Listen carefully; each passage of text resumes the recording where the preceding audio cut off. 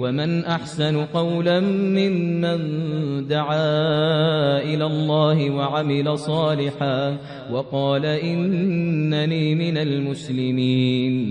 بسم الله الرحمن الرحيم. الحمد لله والصلاة والسلام على رسول الله وعلى آله وصحبه ومن والاه.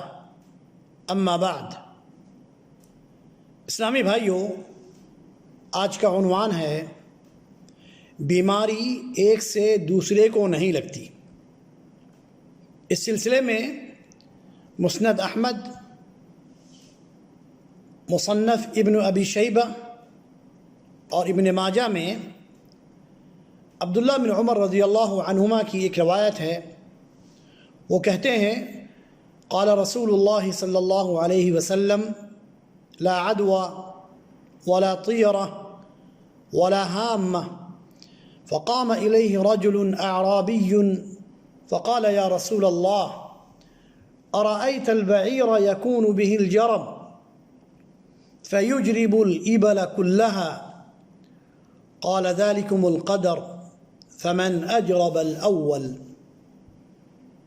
کہ اللہ کے رسول صلی اللہ علیہ وسلم نے ارشاد فرمایا، اللہ کے رسول صلی اللہ علیہ وسلم فرماتے ہیں کہ بیماری ایک سے دوسرے کو نہیں لگتی، بدشگونی کی کوئی حقیقت نہیں اور نہ الو کوئی چیز ہے۔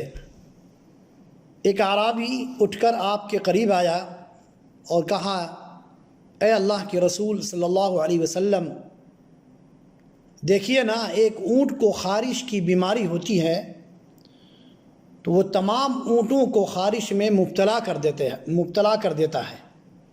تو آپ نے فرمایا یہ تقدیر ہے، پہلے اونٹ کو خارش کس سے لگی؟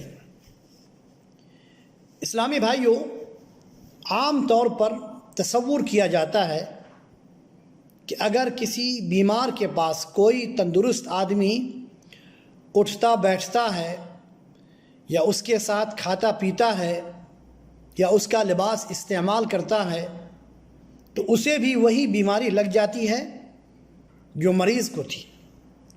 عرف عام میں ایسی بیماریوں کو متعدی بیماریاں کہا جاتا ہے، جبکہ حقیقت یہ ہے کہ بیماری اس طرح ایک دوسرے کو نہیں لگتی۔ البتہ ایسا ہو سکتا ہے کہ جس وجہ سے پہلے آدمی کے جسم میں مرض پیدا ہوا ہے وہی وجہ کسی اور شخص میں بھی پائی جائے اور وہ بھی بیمار ہو جائے، تو گویا دوسرے مریض کے بیمار ہونے کی اصل وجہ اللہ سبحانہ و تعالیٰ کا حکم ہے، نہ کہ مریض کے ساتھ اٹھنا بیٹھنا۔ اور حدیث میں لا عدوى یعنی بیماری ایک سے دوسرے کو خود بخود نہیں لگ سکتی، اسی بات کی تردید کی گئی ہے۔ اسی لیے اللہ کے رسول صلی اللہ علیہ وسلم نے اس دیہاتی کے جواب میں کہا کہ یہ تقدیر ہے، اور جس طرح پہلے اونٹ کا خارش زدہ ہونا مقدر تھا، اسی طرح دوسرے اونٹوں کا بھی خارش زدہ ہونا تقدیر کا حصہ ہے۔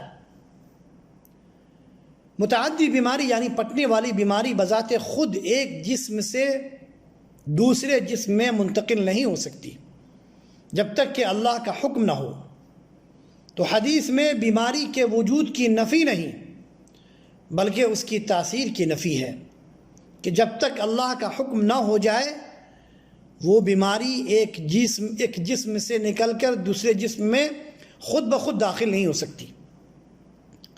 لیکن جراثیم کا ایک جسم سے دوسرے جسم میں منتقل ہونے کے جو اسباب ہیں ان سے بچنا بھی شریعت کی نگاہ میں ضروری ہے۔ اور یہ بھی یاد رہے کہ اسباب بذات خود متاثر نہیں ہوتے بلکہ وہ بھی حکم الہی کے تابع ہوتے ہیں۔ ساتھیو، دوستو، عرب لوگ پرندوں اور جنگلی جانوروں کے گزرنے سے شگون لیتے تھے۔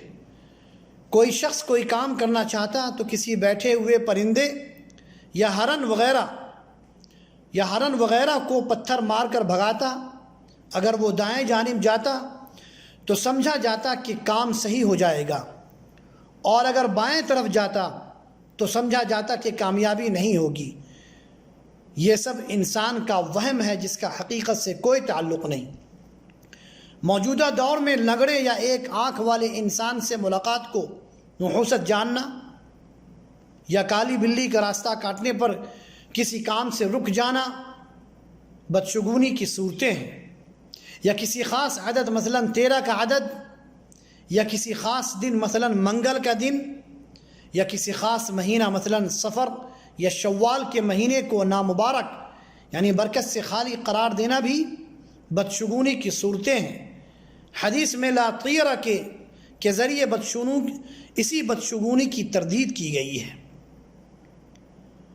ساتھیو اور دوستو، مشرکین عرب میں ایک غلط تصور یہ بھی پایا جاتا تھا کہ اگر مقتول کا بدلہ نہ لیا جائے تو اس کی روح الو کی شکل اختیار کر کے بھٹکتی اور چیختی پھرتی ہے اور انتقام کا مطالبہ کرتی ہے۔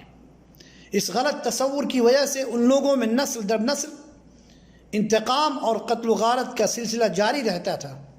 اس حدیث میں ولا حامہ کے ذریعے اس غلط تصور کی تردید ہے کہ الو کو منحوس تصور کرنا غلط ہے، بلکہ وہ بھی دوسری مخلوقات کی طرح اللہ سبحانہ و تعالیٰ کی ایک مخلوق ہے جس کا انسانوں کی قسمت سے کوئی تعلق نہیں۔ اللہ سے دعا کرتے ہیں کہ اللہ ہمیں صحیح العقیدہ بنائے اور جو غلط عقائد ہیں، جو غلط تصورات ہیں، ان سے بچنے کی اللہ ہم سب کو توفیق عطا فرمائے۔ وآخر دعوانا ان الحمد للہ رب العالمین، وصلی اللہ وسلم علی نبینا محمد وعلی آلہ وصحبہ اجمعین۔ السلام علیکم ورحمۃ اللہ وبرکاتہ۔